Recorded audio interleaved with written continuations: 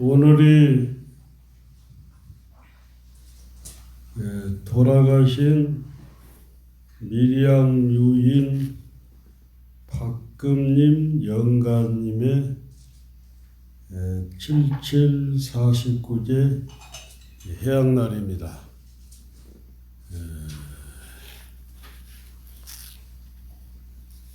제가 그 49일 동안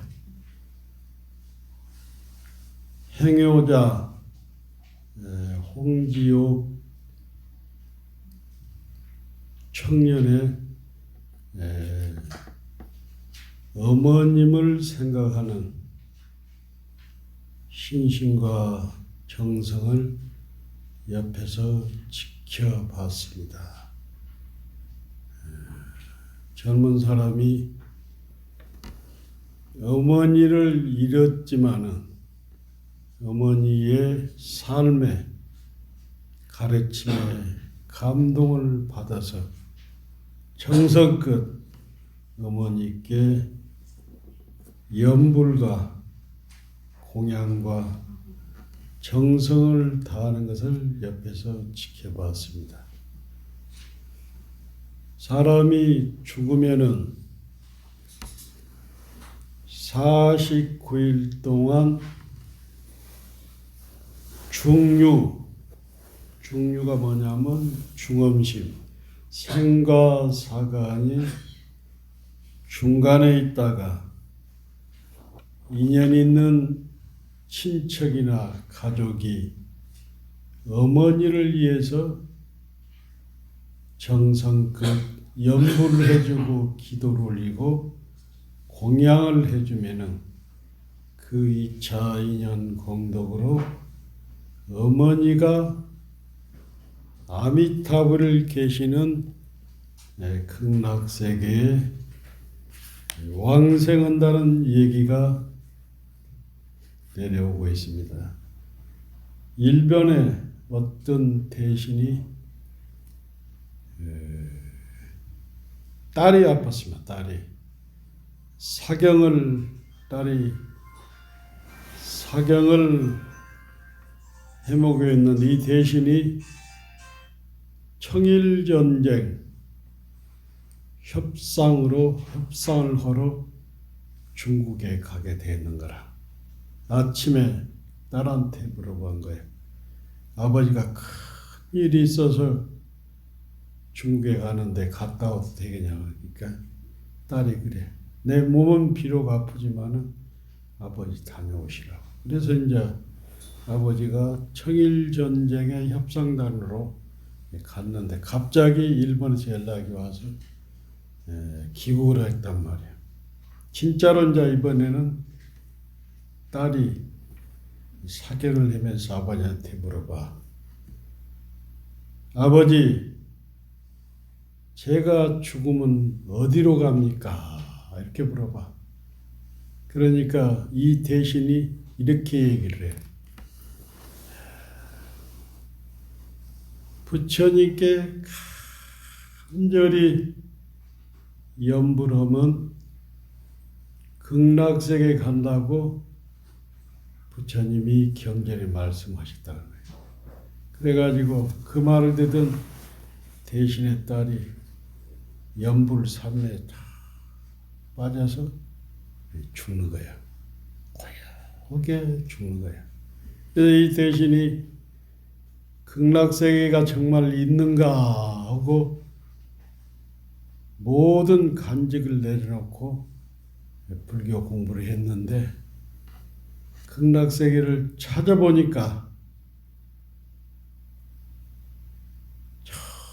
84,000 저 멀리 있는 것이 아니라 번뇌가 사라진 마음자리에 있더라. 그래서 지성으로 염불하고 공양하고 부처님의 경전을 읽어주면 영가가 잘 받아들여가지고 영가도 극락에 가지만 유족도 성불할 수가 있어요. 망모밀양유인 박금년 영가요. 박금린 영가요. 망모밀양유인 박금린 영가요. 영가는 지금 어디에 있습니까? 시의 대중은 말씀을 해보세요. 누가 말씀을 한번 해보세요. 대중이 말씀을 하느니 이 산성이 말씀을 올리겠습니다.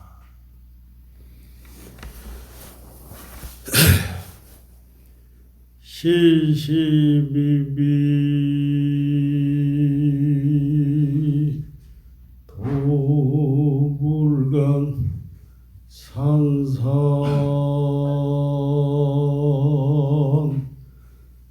소소임자한 망문서천안양구 백군단처 유청산이라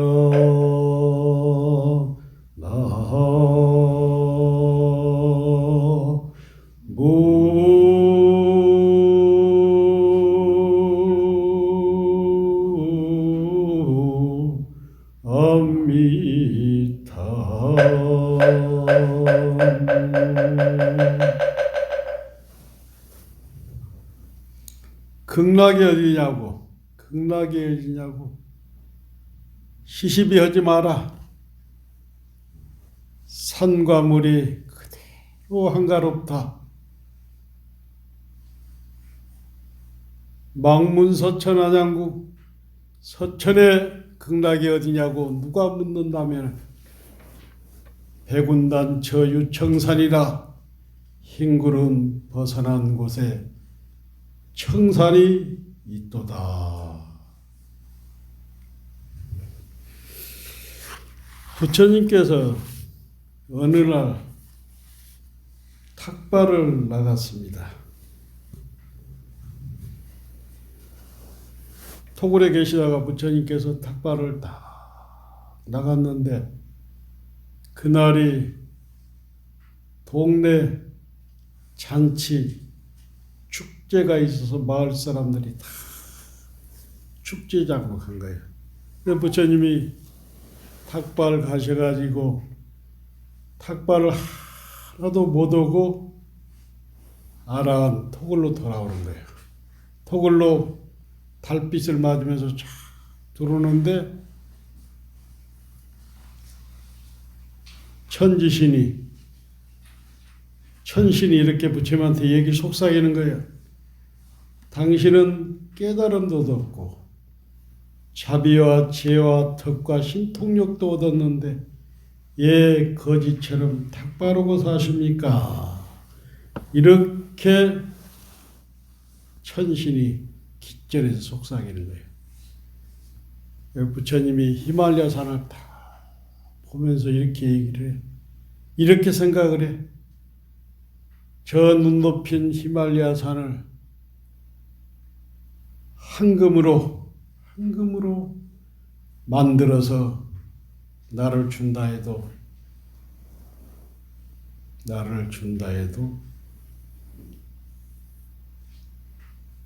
인간을 준다 해도 그 인간은 욕심, 인간의 탐지식 욕심은 그 눈 덮인 히말라야 산을 황금을 다 준다 해도 인간의 욕심을 채울 수가 없어. 인간의 욕심은 끝이 없어. 번뇌가 끝이 없단 말이야. 그래서 깨달음을 얻어야만이 모든 것을 진리로 부처로 볼 수가 있는 거야. 깨닫지 않으면, 학철대오를 하지 않으면 어떤 것도 인간의 마음을 채울 수가 없는 거예요. 예를 들어서 하루에 노량진에서 장사를 해서 칼국수 장사를 해서 50만 원 벌었던 사람이 경기가 좋아서 60만 원을 번단 말이에요. 그러면 여기에 만족하는 것이 아니라 100만 원, 200만 원, 300만 원 끝이 없죠. 그렇죠, 보살님? 예. 인간의 마음은 우리가 깨닫지 않고는, 부처가 되지 않고는 인간의 마음을, 욕심을 채울 수가 없다는 거예요.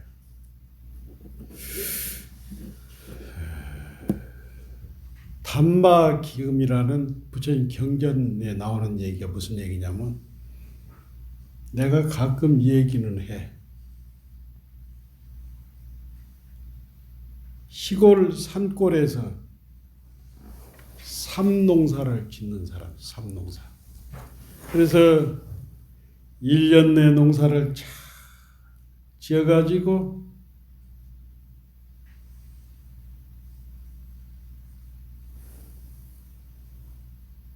지게 지고 이제 읍내 시장으로 이렇게 팔러 나가는. 그런데 이 산 저 산을 건너서 시장을 앞두고 기슭기에서 황금 여러 덩이를 둘이 발견했어, 농부가. 황금 덩어리를 몇 덩어리를 발견했단 말이에요. 그런데 한 농부는 농사 지고 온 삶이 아깝지만은 삶을 버리고 황금을 지고 집으로 돌아왔고, 한 사람은 농사 진 것이 너무 아까워서 그 황금을, 그 삶을 버리지 못하고 시장에 갔다. 그래서 황금을 지고 집으로 돌아온 사람은 대대손손 부자가 되었고, 시장에 가서 삶을 팔고 돌아온 사람은 대대손손 가난뱅이로 살았다는 얘기가 있어요. 부처님의 제자 중에 사리불가 목건년이 있는데, 사리불가 목건년은 산자냐 교단에서 아주 수행을 많이 해가지고 2인자 역할을 했어요. 2인자 역할. 그런데 부처님의 제자가 하루는 목건녀가 사리불이 지나가는데 거룩한 부처님의 제자가 지나가는 거예요. 그런데 보니까 굉장히 맑고 여법하고 환심이 나는 거예요. 당신은 스승이 누구냐 하니까 석가모니 부처님이다 하는 거예요. 그러면서 당신은 거기서 무엇을 배우냐 하는 거예요. 무엇을 배우냐. 그러니까 연기를 배운다는 거예요. 그래서 가보니까 부처님을 만나고, 부처님을 보니까 부처님의 거룩한 모습과 부처님의 깨달음에 반해가지고 산자냐 교단에서 나와서 부처님의 10대 제자가 된단 말이에요. 그러니까 우리가 지금 하는 수행, 내가 지금 하는 고집하는 사업, 내가 지금 하는 일들이 잘못되었다면은 이것을 담마기금처럼, 쉽게 말해서 삼을 버리고 금을 싣고 가는 것처럼 버려야 한단 말이에요. 쉽게 말해서 노량진에서 닭칼국수가 안 되면은, 시간 걸리고 오래되고 안 되면은 배달을 빨리 하는 시대에 맞는 업종으로 바꿔야 하고, 커피숍이 강남에서 했다가 건국대 앞에서 했는데 안 되면은, 시기가 맞아서 안 되면은 빨리 커피숍을 내려놓고 여행을 가든가 놀든가 다른 대책을 세워야 한다는 거예요. 내가 하는 것이 잘못된지 뻔히 알면서도 그것을 고집하는 것은 아주 어리석은 일이라. 그래서 우리의 기도도 마찬가지라. 우리가 지금 기도하잖아요. 기도를 하는데 참선을 하고 기도하는 사람들이 보통 사람도 보단도 기도와 참선과 이게 빠져서 자비와 지혜와 사랑이 없으면 이것이 전도된 거예요. 우리가 길 건너 선방을 강남 최초로 사부대중 선방을 지금 짓고 있는데 이것이 선방을 짓는 것이 목적이 되어서는 안 된다는 거예요. 선방을 지어서 거기서 많은 깨달은 사람들이 나와가지고 부처님의 자비와 지혜를 담 너머에 실천하는 사람이 많이 나와 있는 거예요. 그런데 어떻게 된가? 절집 안에서는 절에 오래 다니고 기도를 많이 했다는 사람들이 자비스럽지 못하고 폭이 좁고 이해를 못하고 다른 사람을 불편하게 한단 말이에요. 이런 기도와 이런 참선, 이런 장사는 잘못된 거예요. 그것은 뭐냐? 내가 기도에, 참선에, 내 장사에 집착이 된 거예요. 집착이 되면은 어리석어 가지고 안목이 없어지는 거예요. 안목이 없어 가지고 그렇게 어리석게 된다는 얘기예요. 어리석게.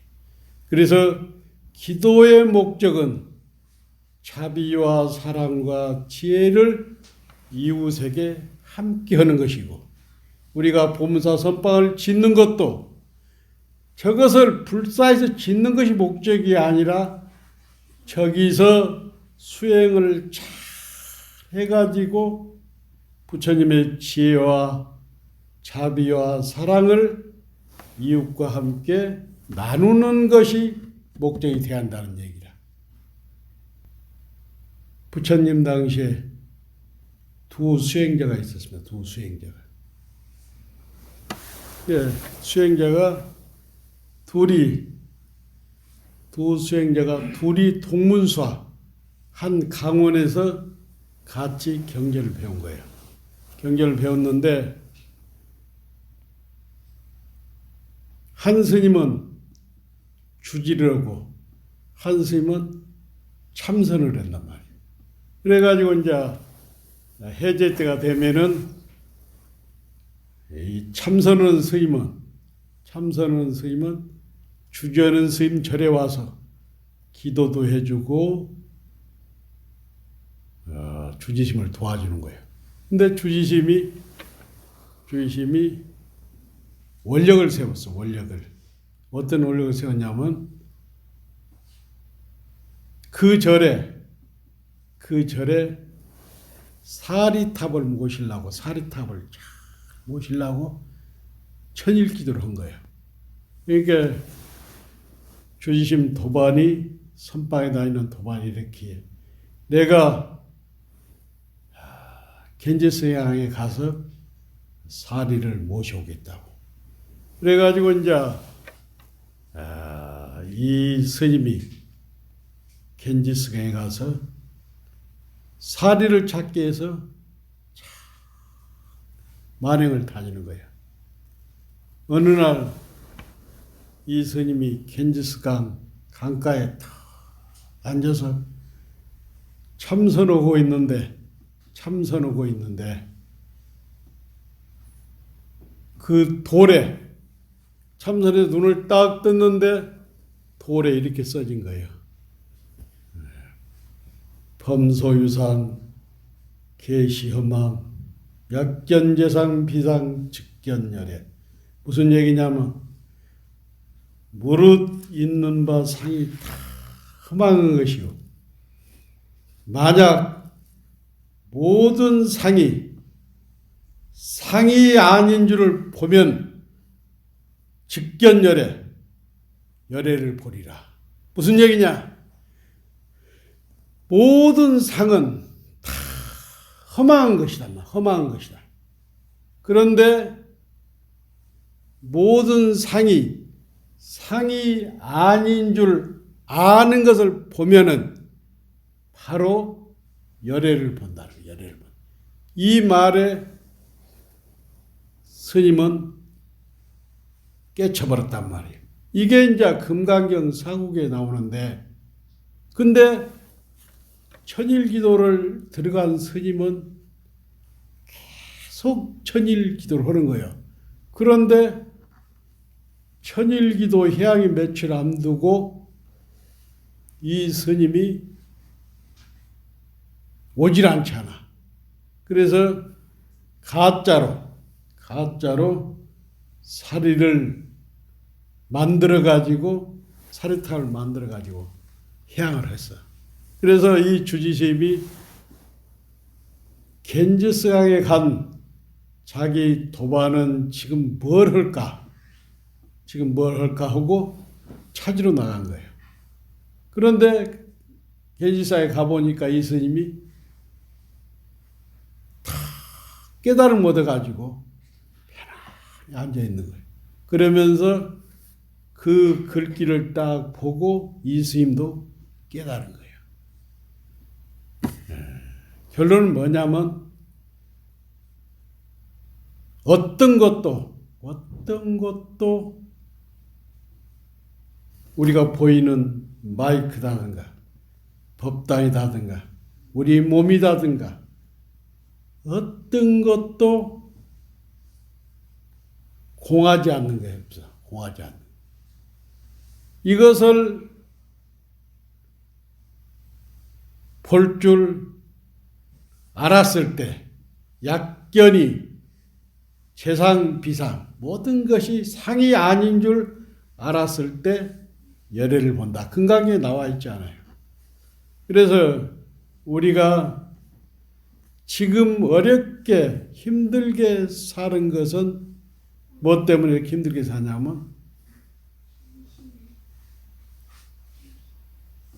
만족할지 모르고 지혜스러운지 모르고 이렇게 살기 때문에 힘든 거예요. 그러면 아까 전에도 얘기했지만 노량진에서 칼국수 가게가 안 되고 건국대학교에서 커피숍이 안 되면은 더 가지고 있으면은 더 손해를 본다는 얘기예요. 그래서 칼국수 집에 커피숍에 집착하지 말고 내려놓고 빨리 정리를 해야 적자가 덜 나. 그래서 빨리 놓아야 한다는 얘기예요. 그렇지 않으면은 더 힘들다는 얘기라.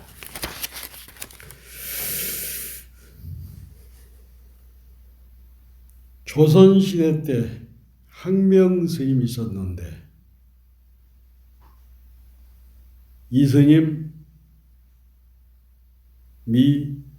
이 섣달금날 이런 시를 얘기했어. 묵은애니 새니 분별하지 말게 겨울 가고 봄이 여니 해바뀐 듯 하지만은 복에나 저 하늘이 무엇이 달라졌는가? 우리가 어리석어 꿈속에 사네. 내일 모레면 내일 모레면 신축년이 지나고 새해가 옵니다. 새해가 오는데 우리가 세속 사람들이 꿈이다 그러는데 우리 절집 와서는 원력이다 그럽니다. 원력.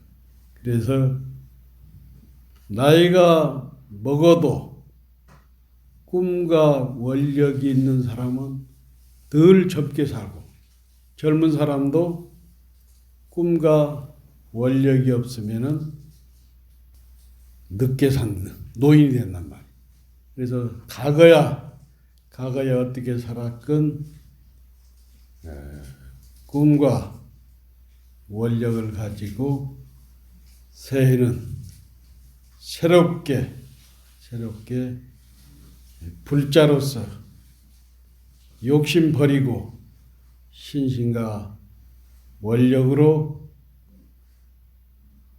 보문사 선방불사도 잘 마무리하고 또 선방불사가 안공되면은 여러분도 와서 공부하고 지혜를 닦아서 세상과 소통하는 그런 불자가 되시기를 바랍니다. 아무튼 오늘이 망모 밀양유인 박금인 영가의 49제 향입니다. 해교자 홍지옥뿐만 아니라 인연 있는 일가 친척 친구들 일문 건속들의 정성으로 망모 밀양유인 박금님 영가가 필경에는 아미타 부처님이 계시는 극락세계에 헐렁 날아서 아미타불 부처님 세계 품 안으로 안착하시기를 다시 한번 발언합니다. 우리 거사님들, 보살님들, 또 오늘 49제에 동참하신 여러분들, 새해는 늘 청안하시고 새해 복 많이 받으시기를 발언합니다. 감사합니다.